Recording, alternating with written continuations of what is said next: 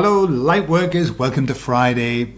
Today we're talking about a really interesting subject, which is, if we are really just living in a film, if this is all just a movie, then why is it that when we get hit on the head by a policeman's baton, why does it still hurt? The answer could come in the second half.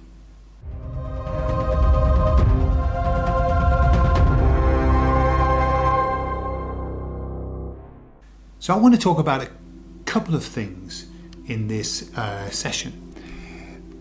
You know, one thing I'm very aware of is that at the moment we are literally being assailed, we're being overwhelmed by bad news and good news. But mostly bad news, okay? And some good news. But it's like overwhelming. It's overwhelming. And if you're not careful, you can trip over bad news all of the time and it can spoil your day. So what's going on? Where is the truth? What we know is a lot of the bad news isn't true. And who knows? Maybe some of the good news isn't true either. So where does the truth lie? Well, we've talked about truth before, haven't we? And about the fact that there exists truth. Truth exists. There's no two ways about it, that's true. But we do not have the capacity to know it. Why? Because everybody only has a perception of the truth, which passes through multiple filters and multiple pre-programs that mess it up. So basically 80% of what comes in is a load of crap. We just make it up. So I kind of posed that in a meditation of like, where's the truth? What is going on? What is happening? Why is it that there's so much bad happening? And what I was given was the message that obviously it's all a matter of perception. And clearly he who has the loudest voice is the one that's heard. And so what we have at the moment is a situation in which the media has co-opted, or should I say the baddies have co-opted the media, and so they have the loudest voice, and hence the fact that their message is the negative one. And that's why it's everywhere. It's legion. There's a plethora of horrible messages all over the place. And scare tactics, and remember that's the whole point of it, is to keep you scared. You've got to be scared. I mean, it's the fundamental rule. You must be scared. All right? Which we're going to come to in a moment. But then we've got all of this good happening. And what I was told was, if we only but knew all of the good that was happening in this world, we would be blown away by it. The issue is that the good doesn't have a voice, and the bad has a voice. And on purpose, that's the way that they've created it. So they suppress anything good, cancel it, wipe it out, overwrite it, put a fact checker underneath. So all good is being cancelled, and all bad is being promoted. And that's just the way it is.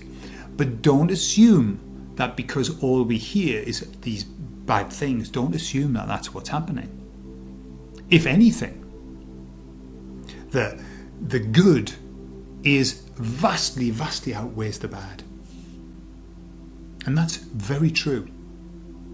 The amount of things that are happening around this earth, the amount of things that people are doing, taking action, working on getting their own sovereignty back, working on helping one another, working on community projects. It's just everywhere. The amount of lawyers that are taking governments to court. It's just everywhere. Everywhere. But that isn't what you would... We should have a media that reports that, and of course we don't. So the message that I was given was, don't worry about it. Don't don't look at the percentages of bad and good news and think that that's representative of life. It isn't. The bad is a lot smaller and the good is a lot bigger. Okay? What they said was, I thought this was good. They said that the media, in its push to keep us as fearful as possible, and remember they've always done it, but over the last year they have had to try and keep the world in fear, and they are running at maximum capacity. They are at top dollar. What that means is, as my good boss used to say, Gordon, don't run all the time. Because if you're running all the time, what are you going to do when you have to run? Okay? And this is the problem. The media has nowhere to go. They can't take it up a level. There is no level to take it up because they're at maximum. And what happens is humankind normalize. It's what we do. We are the best at normalizing. What is normalizing? Normalizing is taking a bad situation and then becoming accustomed to it. Taking a shocking situation and becoming accustomed to it so it's no longer shocking. Why do we do that? We do that to protect ourselves. Our bodies do it. That's why when the person takes the first heroin shot, they are flipping out. Okay? But after that, the body goes, whoa, ho, ho, we can't have that, and it turns it down. It normalizes it. And so people have to just inject themselves with heroin just to be normal, because the body won't allow us to have shock after shock, surprise after surprise, super high after super high. It won't allow us to do it. I'll give you a perfect example of this. Have you ever met up with somebody who you knew from earlier on in your life, and when you meet them, your mind goes, oh my God, they're so old now. Look how much they've changed. And then, after a little while, like literally 30 seconds or a minute, you stop seeing it. You don't see it. And you see the person that you've always seen. And that's called normalizing. That's what our mind does, because it doesn't want us to keep going, oh my God, they're so old. Oh my God, they're so old. Oh my God. No. Once is enough. And it goes, let's take this back to normal. This is the biggest enemy of the media, because what happens is the media cranks up the fear, and we go, oh my God, and the body goes, right, so let's take that back down again. We don't want to be fearful all the time, do we? And we normalize it. And so that's why they have to keep upping the ante. This is why everything has to go to extremes. This is why if you watch a horror movie in 1970 and you watch a horror movie in 2020, imagine that horror movie going back and somebody in 1970 watching it, they would have a heart attack. They would collapse to the floor. It would be, because in the 70s, we watch it now and we go, well, what's frightening about that? Everything has to go up, because as it goes up, we flatten it out. We are the flatteners. Okay? And so the media is at a place where it can't do anything anymore. It can't. It can't make us any more frightened, because we're not frightened anymore. People can't be frightened all the time. It's not a natural state. It's only there to keep us safe. And then it goes. And so that's why the media is in big trouble. And what's left? There are only two more things left. Asteroid, that's going to destroy the Earth, and that's not real anyway, because it's just going to be one of those CGI things, okay? And alien invasion, and that's not going to be real either. That's just going to be an invented thing. But they're the only two places that it can take us. There's nothing left. There's nothing left. They are at maximum capacity. So, anyway, that's kind of one message that I got. But actually, it made me think of a story of meeting people, and so this man meets this other guy, and he goes, "Hey, John, look at you! You've changed so much. you've got blonde hair now, and you used to have dark hair. You used to be a thin man, and now you're so fat. And John says, well, I'm not John, I'm Mark. Oh my God, and you've changed your name as well. Okay, that is an example of talking to anybody who's asleep. Okay, no matter what you present to them, they will never see it. And this is all about this normalization. When you talk to people who are awake, lots of their filters have dropped away. The scales have fallen from the eyes, as I think it says in the Bible, and they're able to see more clearly. And so what happens is you talk to them, and they actually are able to perceive a lot more.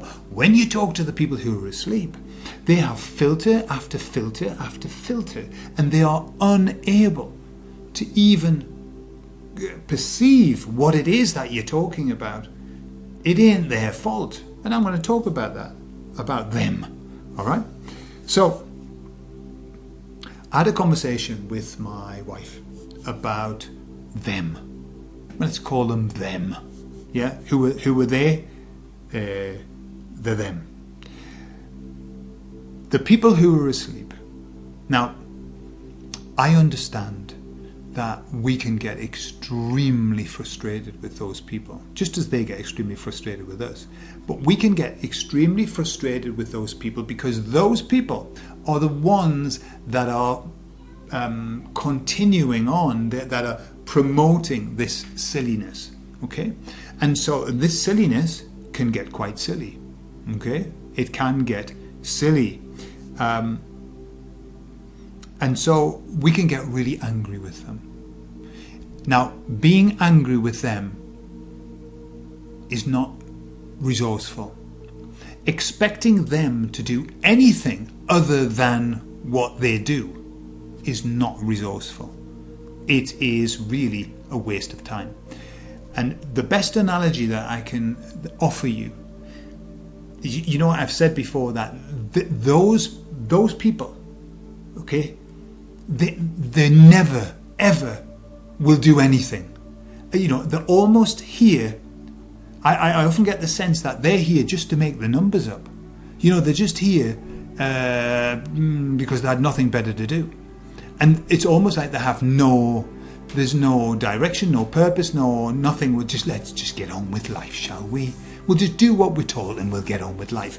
Okay, when you order from Amazon, here, and especially if you order something small, okay, small and precious, it comes often in a big box.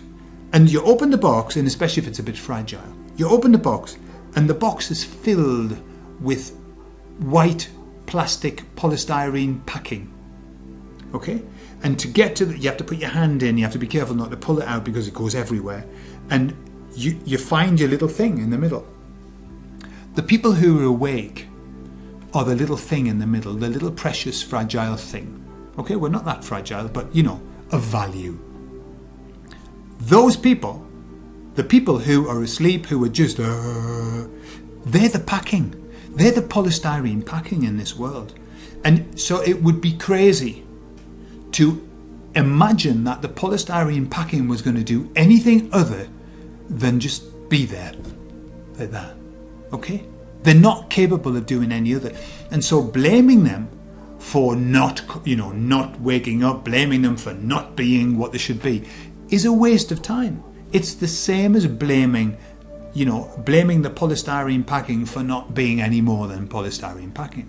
Okay, so don't get too hung up about these people. They know no better. You know, there's a very famous person that said, "Forgive them, Father, for they know not what they do. They're just polystyrene packing." Well, that bit was edited out of the Bible.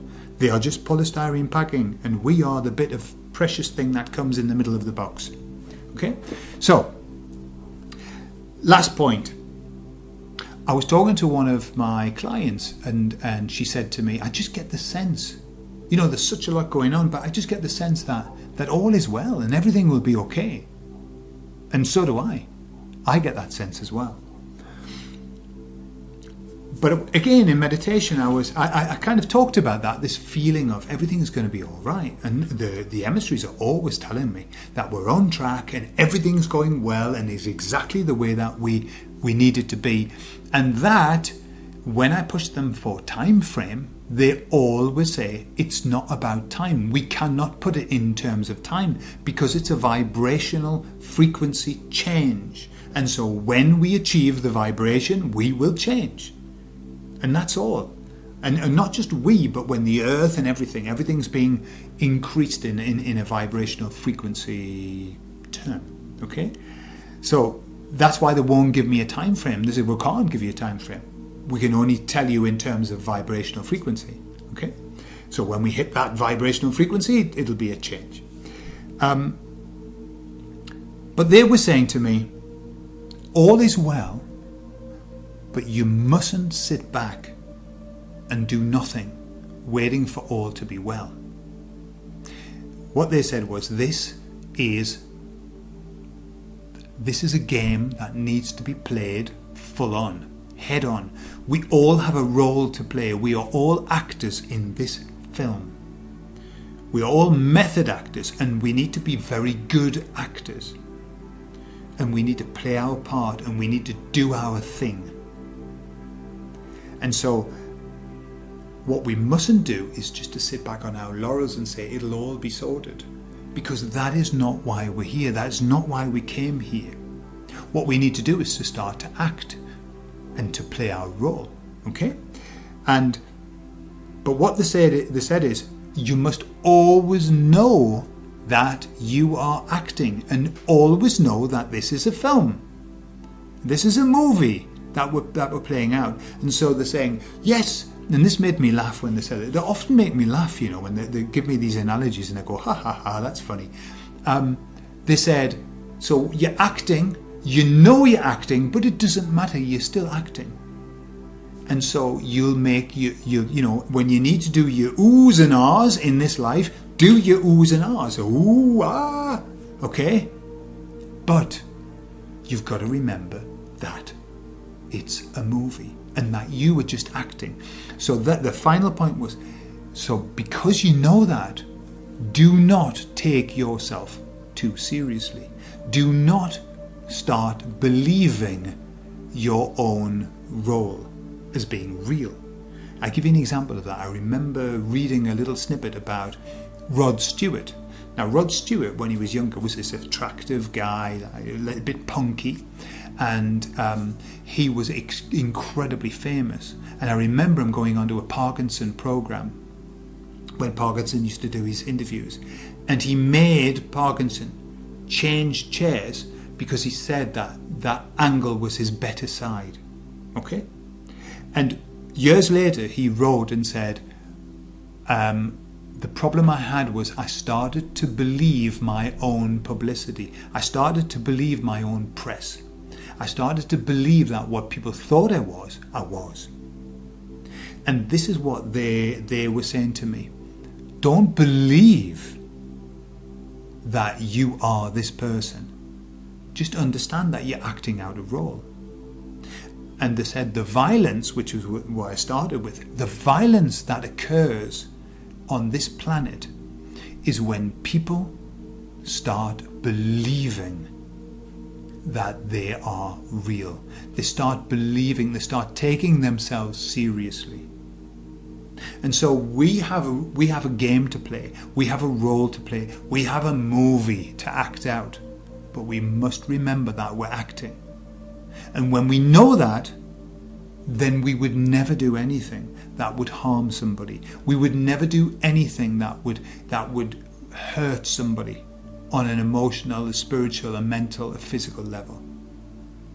And that's all. And so the police that go wading in and battering people, it's because they're taking themselves far too seriously. They really think that they're policemen, and they really think that they're supposed to do that. And they really think that this is real. And it's not. It's all just a big pretense story that's being played out, a game that's being played out. And so, as it's been said many times, life is a game, and no one gets out alive. So let's not take it too seriously. Let's not get too dramatic. Okay? Drama is good in acting, but not all of the time. This is just a pretendy. This is just a game. Life is a game, and we are all actors on a stage. So let's play our part, but let's not take ourselves too seriously. And have a wonderful weekend, and laugh and love and hug, and make somebody smile.